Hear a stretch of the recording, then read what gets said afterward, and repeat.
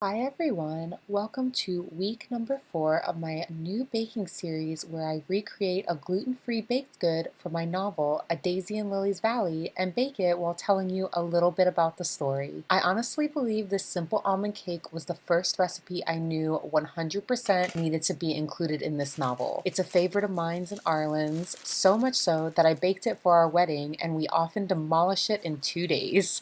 It's honestly the best. Beautiful in its simplicity, which is honestly the whole point. I've tweaked the original recipe from baking chez moi. I found that I could half the sugar without changing the texture of the cake, and we really love almond as a flavor, so instead of using vanilla extract, I swapped it for almond extract. This time I'm trying it with coconut sugar, and spoiler alert, it came out even better than I expected, with almost like a caramel undertone. This chapter is a defining moment for Emiliana as she has taken a leap of faith and left a letter for her neighbor across the hall along with a slice of her cake. She's not sure why she does this, only that she feels drawn to the comforting aromas that tend to waft from flat 1A and how they fuel her own desire to bake. Little does Emiliana realize the chain of events she has put into motion through this simple and kind gesture of hers. Of course, this is when I realized that I probably should have used a bigger bowl for this part because this was definitely a lot of ingredients in one tiny bowl. But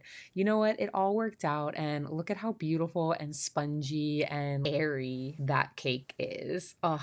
I just love it. So while that bakes, I actually ran outside to grab some violet flowers for decoration. I just absolutely love their dainty little heads and want to use them in every baked good that I possibly can. Also, a fun little fact that you might not know about violets, they actually symbolize mystical awareness. I truly love weaving symbolism into my written work. I find it to be a really potent way of expressing a little bit more depth while also not taking anything away from someone who maybe isn't reading into the symbolic qualities. But when it comes to flowers, I leaned hard into picking very specific flowers for very specific reasons throughout this novel. It wasn't just that they were blooming at the right time, it was they bloomed in their season and they held some significance for Emiliana and her journey. Now it's time to try the cake, and I swear it never gets old. Getting a big old slice of this cake and pairing it with a very rich, dark coffee or decaf. Oh my gosh, the combination is absolutely perfect. It gets us every single time, like every single time. It never fails.